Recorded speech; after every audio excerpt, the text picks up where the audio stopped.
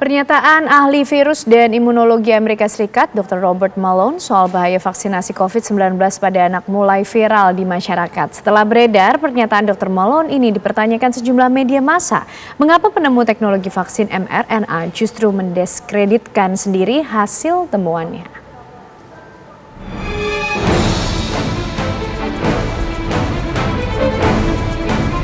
Sejak vaksin COVID-19 pada anak usia 6-11 tahun akhirnya sudah mulai diberikan, kini publik justru dikejutkan dengan beredarnya sebuah video soal bahaya vaksin pada anak. Penemu vaksin mRNA dan vaksin DNA, Dr. Robert Malone, menyebarkan sebuah video.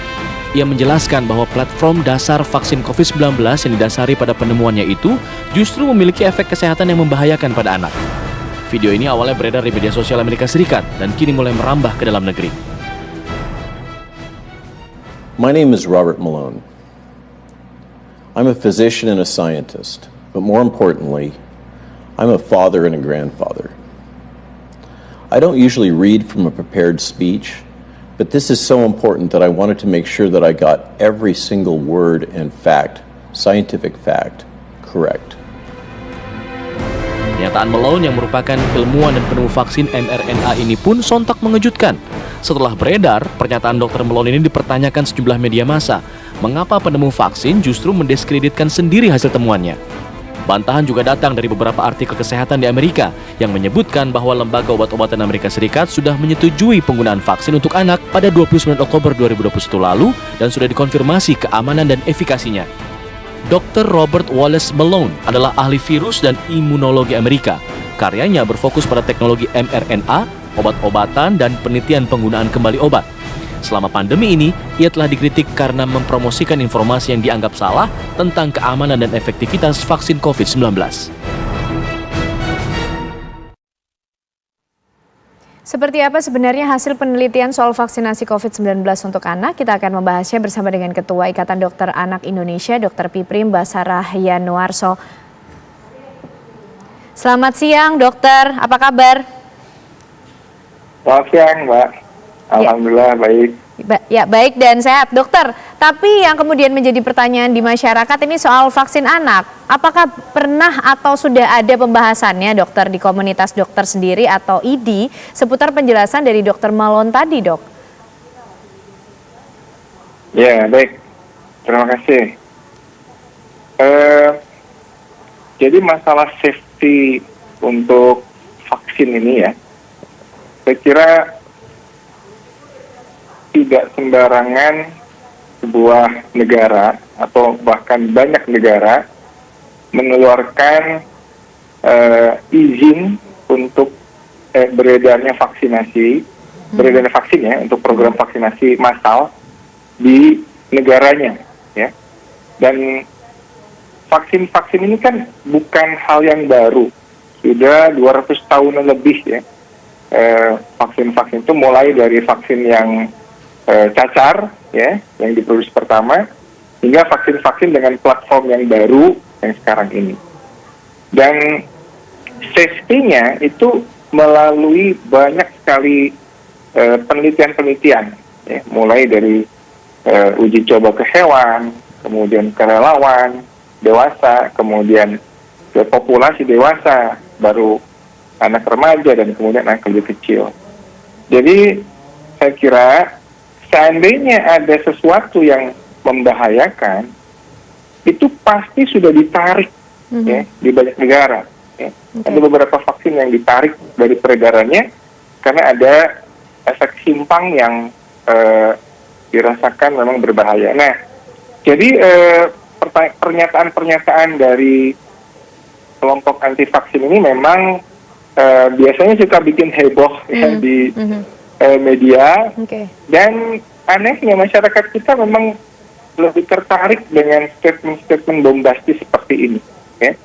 Jadi saya kira tidak benar apa yang dinyatakan, karena begini logikanya ya, virus COVID yang utuh ya, virus COVID utuh itu jika menulari anak yang sehat ya, itu sebagian besar 99% ya, dengan kekebalan alamiahnya anak itu bergejala ringan saja, ya. Hanya 1% anak yang terkena COVID berat, ya, terutama anak yang dengan komorbid.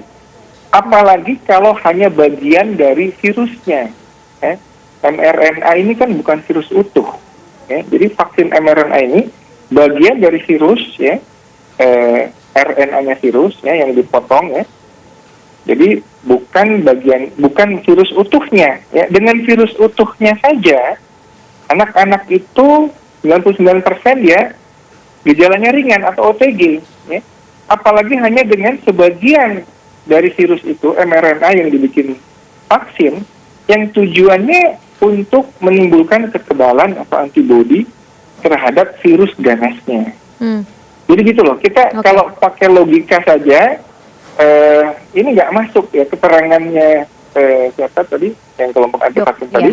Dr. Malone. Tapi untuk lebih jelasnya, mungkin bisa nanti ditanyakan kepada ahli vaksinologi, ya, ahli vaksinologi yang bisa membahas lebih detail bagaimana proses pembuatan vaksin ini. Ya. Oke, tapi dokter, ini Dokter Malone itu juga menyinggung soal lonjakan protein akibat vaksin yang katanya dapat berakibat pada sejumlah organ anak. Artinya ini tidak benar, dokter?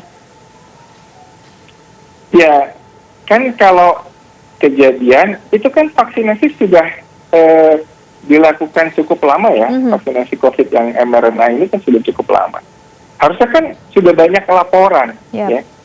Jadi coba dengan logika sederhana saja ya Mbak, logika sederhana saja, dengan virus ganasnya saja, ya, untuk anak-anak itu 99% dia tidak bergejala, gejalanya ringan saja, bahkan OTG, ya, anak-anak itu.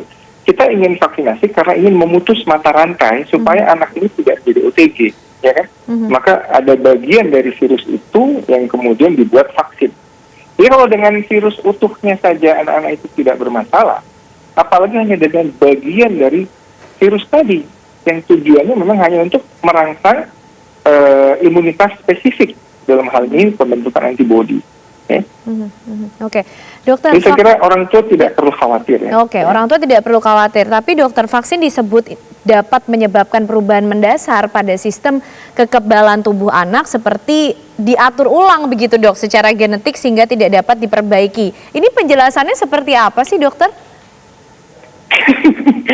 Ya, tanyalah sama Dokter Malone tadi. Tapi kan nggak masuk akal ya. Nggak masuk akal. Buat saya ini nggak masuk akal sama sekali ya.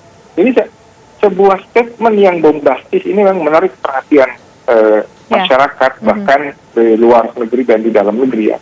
Tapi kita kan mesti berdasarkan scientific base ya. Seperti apa yang sebetulnya terjadi ya. Makanya nanti coba diklarifikasi lagi juga dengan pakar vaksinologi ya, mungkin dari Bio Farma atau dari yang lainnya seperti apa sebetulnya. Tapi saya sebagai klinisi ya, di organisasi profesi, selama sepanjang karir saya menjadi dokter anak ya, vaksin itu yang ada malah membuat penyakit-penyakit yang ganas dan berbahaya menjadi hilang. Ya. Justru kalau cakupan vaksinasi menurun, penyakit-penyakitnya muncul kembali seperti difteri, tetanus, polio, ya, pertusis, ya. Justru dampak vaksinasi itu ketika cakupannya menurun, masyarakat galau, ya, galau massal, ya. Ada 40% saja masyarakat galau massal, cakupan vaksinasi menurun di bawah 60%, itu kejadian luar biasa atau wabah penyakit itu bisa terjadi kembali. Jadi ini hati-hati dengan mensikapi statement-statement kelompok anti vaksin seperti ini yang bisa membahayakan kesehatan masyarakat kita. Ya.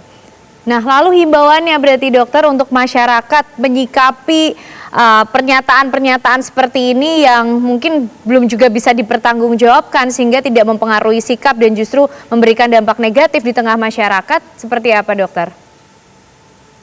Ya, yang pertama, cobalah lebih cerdas memilah informasi yang masuk ya. Jangan hanya sekedar ini ada dokter asing, dokter bule, produsen yang bikin ini begitu ya. Kemudian kita percaya mentah-mentah saja ya. Selalu mencari sumber informasi yang kompeten ya, yang kompeten. Dan lihatlah di lapangan seperti apa. Vaksinasi ini kan udah lama ya. Ini bukan hal baru gitu. Dan yang dampak dari vaksinasi itu kita bisa rasakan sendiri, ya, bisa kita rasakan sendiri. Jadi menurut saya orang tua itu jangan terlalu cepat menerima sumber-sumber yang tidak jelas, apalagi hanya sekedar dari WA group yang menyebar kemana-mana, ya. Tapi cobalah gunakan logika, ya, dan kemudian cari informasi dari sumber-sumber yang kompeten dan bisa dipercaya. Ya, kalau untuk vaksinasi bolehlah lihat sumber dari Ikatan Dokter Anak Indonesia, ya, dari IDI, ya, kemudian juga dari lembaga-lembaga lain yang memang scientific based, ya, saya kira itu. Oke, baik, terima kasih Dr. Piprim Basarah Yanuarso, Ketua Ikatan Dokter Anak Indonesia, sudah berbagi penjelasannya bersama kami di Kabar Siang. Sehat selalu, Dok. Ya, makasih Mbak.